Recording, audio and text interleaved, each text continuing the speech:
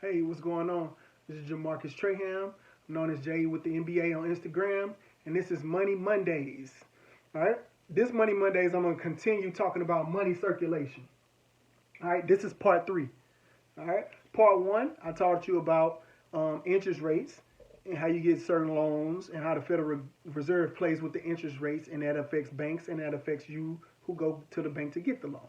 All right, part two, I talked about how money is circulated around the economy, in and out of businesses, back to through the banks, back to the next customer through loans. Now, this Money Mondays, money circulation, I'm going to talk about a recession because next month we're going to officially be in a recession. All right. I know you've been hearing words about it. Oh man, a recession coming. Yeah, we're gonna be in a recession. The economy gonna fall in a recession. All right. There's already signs that we in a recession right now. All right. But for those of you who don't know what exactly a recession is, by definition, a recession is 2 quarters of economic decline across the country. Right? Well, a quarter is 3 months. So 2 quarters is 6 months of economic decline across a country.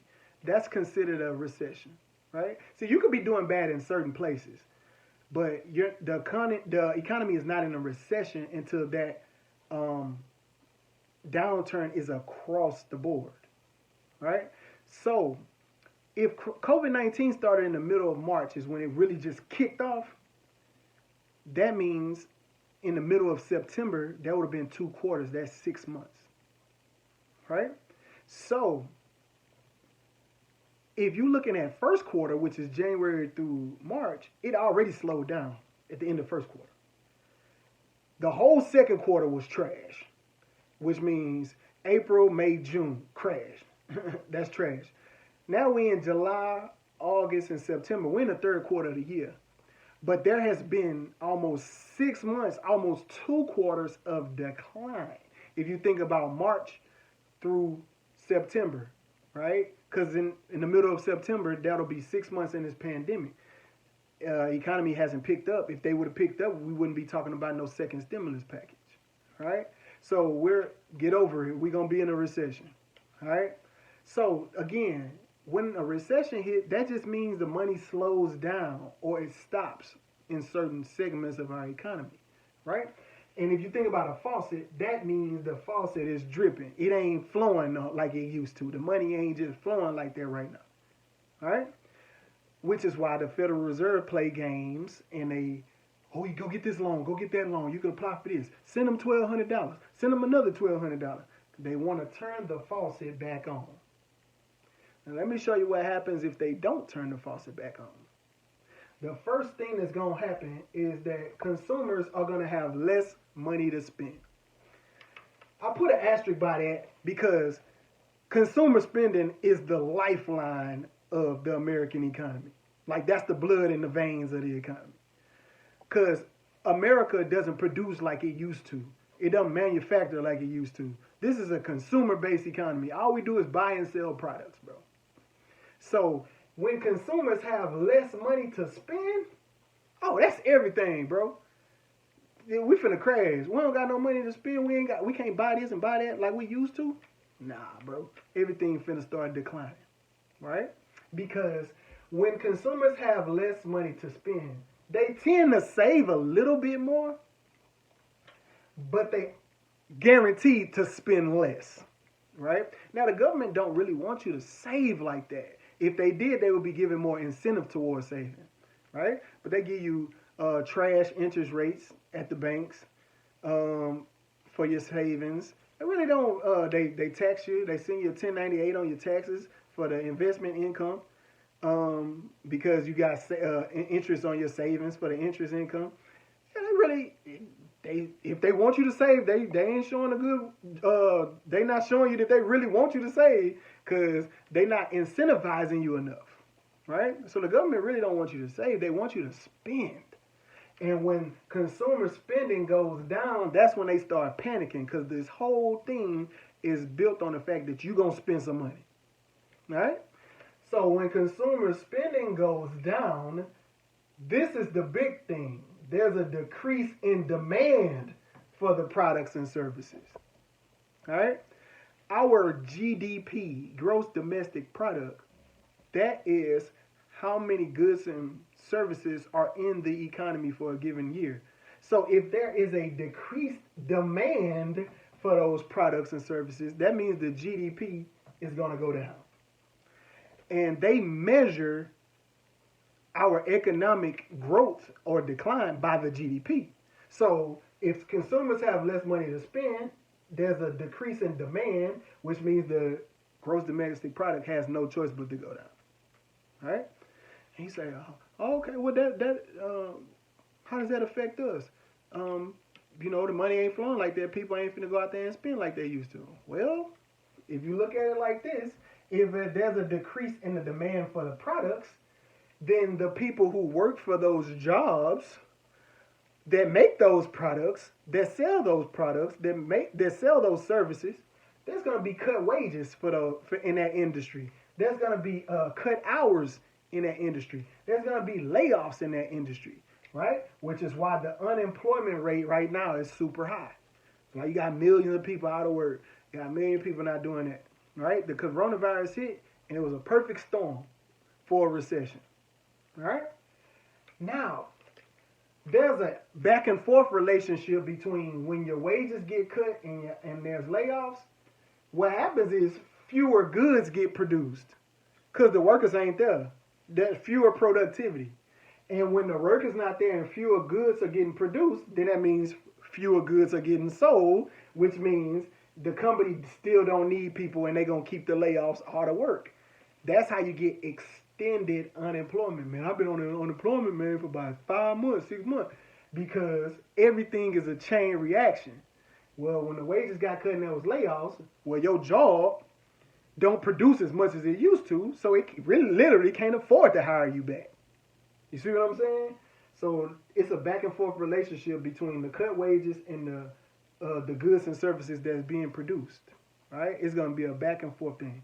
Also, if goods and services are produced in lesser quantity and there's cut wages, this also affects customers having less money to spend. So these two go back and forth. Because if I got cut wages, I got layoffs, I ain't got no money to spend. And everything is connected together. I want you to see how everything is connected. I ain't got no money to spend. Well, not only do you have no money to spend because of layoffs, you also don't qualify for loans because you don't have a source of employment, or your wages have been cut. So when they ask, let me see your financials to get this loan, let me see your financials to get this house, it ain't gonna happen for you.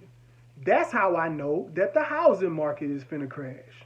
So if you see me posting about it's a good time to start saving you some money about your house, I know, because if there's a lot of unemployment, there's less wages, then that means there's less loans going out. So people are going to cut their lending because the people don't qualify for it. They ain't got no jobs. They ain't got this. They ain't got that. Which means the home mortgage industry crash. Auto industry crash. The auto industry is also going to hit because there's less traveling. And if there's less traveling, then that means there's less people with rental cars. And if there's less people with rental cars, those cars can't sit. So they're going to start selling those rental cars. And then once those rental cars start getting sold, it's going to affect the regular car selling companies because they're going to have too much supply and not enough demand. So the auto industry is going to crash just like the housing industry is going to crash. It's going to happen.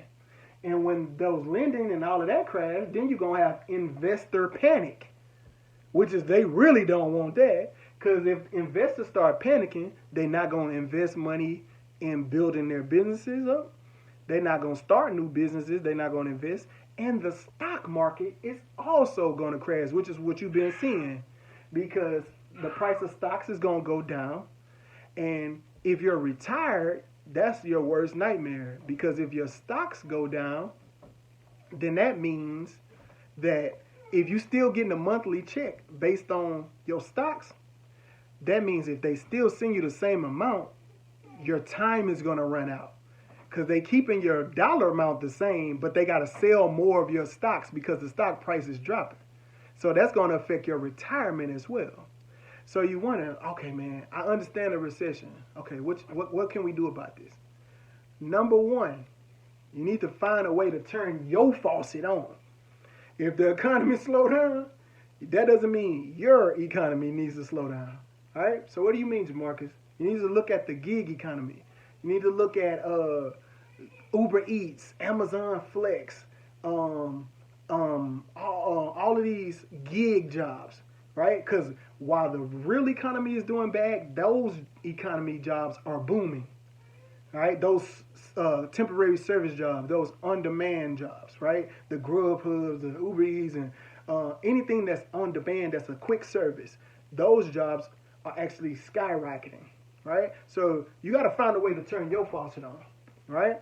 Another way I've seen people turn their faucet on is I've seen a lot of people just turn up their entrepreneur spirit during COVID-19, which is a good thing.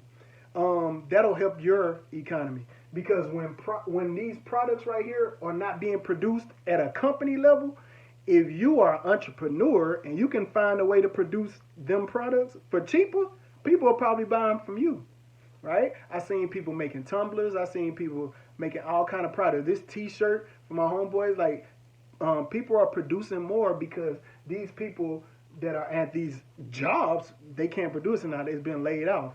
But a customer might still want the product. So if you can find a way to get their product, there's an entrepreneurship opportunity for you, right? And also, this is a good time to go on a buying spree. If you've been in position, if you've been saving your money, if you got your credit together, if you got certain things, this is the time when you buy. And when I'm talking about homes, if you can buy, this will be a good time to buy because everything's crashing and the price is going to be down. If you need a car, it's going to be a real good opportunities out there right now for you to buy a car. Also, if you're into stocks, a down market is the best time to buy. All right? Again, this is Jay with the NBA, and this is a recession, and this is how it affects you. Peace.